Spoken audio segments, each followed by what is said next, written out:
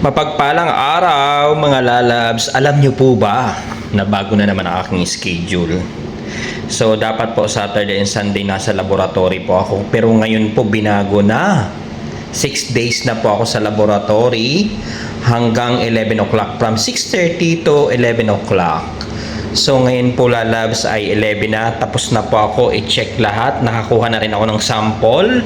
Pagpasok ko po ng 6:30, sample pang kinukuha ko dun sa farm. Ayan po, ang dami, ilang set po yan. Pagkatapos po niyan, i-check ko naman po dito sa laboratory. Andiyan po ang aking mga paraphernalia, ang aking mga dokumento na nagkalat. Mamaya i-report ko na po yan at i-encode dito sa PC. So, nakakatuwa. Ang daming ginagawa si Lord na bagay na bago, nakaka-excite. So, after ng 6 weeks na pinagdaanan ko, so itong sorpresa na ibinigay ni Lord, amazing talaga si God, grabe kumilos. So ang daming pagbabago, and hindi na tayo lakad ng lakad dun para mag-check. Half day sa laboratory and half day po dun sa 4 hours din po dun sa field. So, nakaka 9 hours tayo, 9.5. Lalabs, kung bago pa lamang kayo sa aking channel na nanonood sa aking video, lalabs, pa-like, comment, share, and subscribe. Iwan na rin kayo ng bakas dyan, lalabs, at sa aking YT lalabs, ay sa aking FB. Paano naman po ako? And pa-share ng aking kung hindi po abhala po sa inyo. Maraming pong salamat and shout out everyone. Ma'am Marlene Alipio, thank you so much. Welcome back. Natuwa po ako sa inyong mensahe. Talagang masugid. Sir Benji Padilla ng Saudi Arabia. Mga masusugid ko, mga loyal supporters ko. Since na nag-start nung bago pa lamang ako, ever since po, hindi po kayo nagbago at hindi nyo ako iniwan. Lagi nyong hinahanap pa. At sa iba pala lab, sa mga silent viewer ko dyan at sa lahat.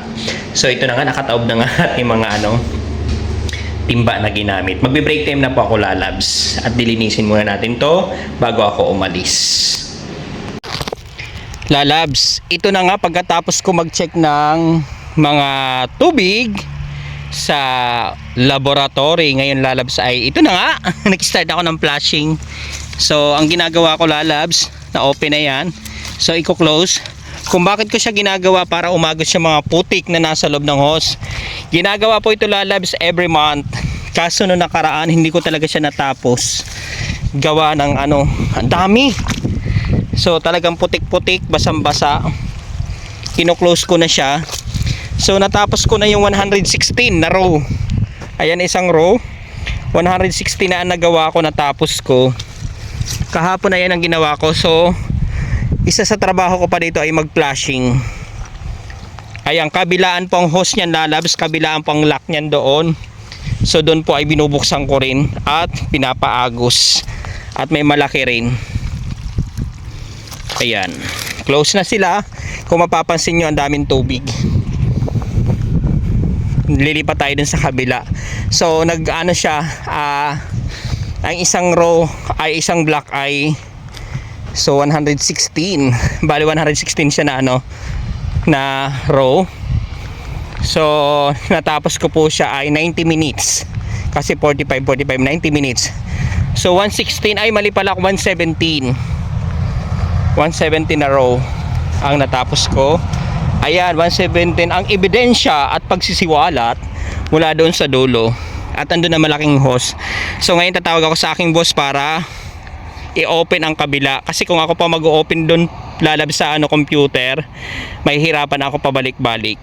So siya mag-open, siya mag-open ng tubig doon through internet.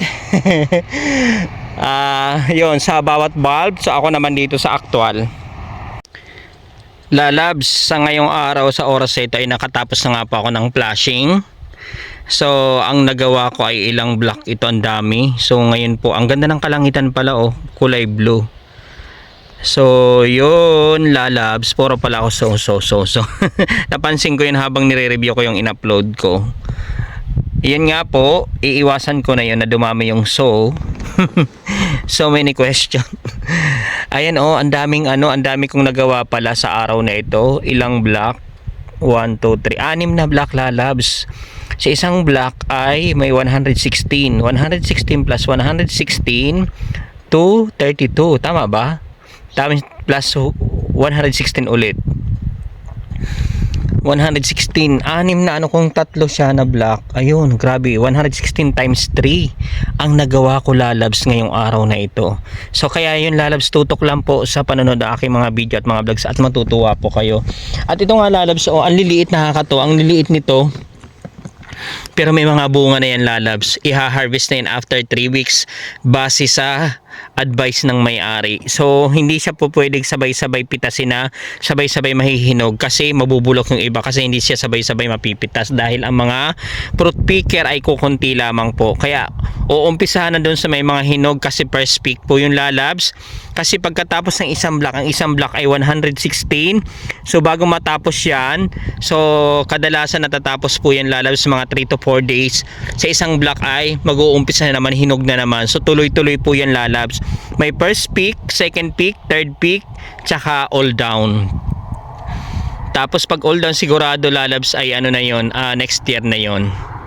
So kaya ito, tingnan nyo ang lawak. So ngayon ay pupunta ako dun sa hot house para i-check kasi yun muna, hanggang dito lang po ako sa tatlong flashing. So thank you so much po sa patuloy na panonood at patuloy na pagsubaybay. Shoutout everyone sa family ko sa Bicol, sa Antipolo.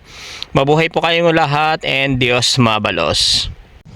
So ilalabsan dito na nga ako sa hot house. Mag-check naman ako ng mga bagong tanim dito sa hot house. So i-check natin kung tama ang dripping line, yung tubig. Ayan, hindi nakasentro. So i-check natin yan, lalabs.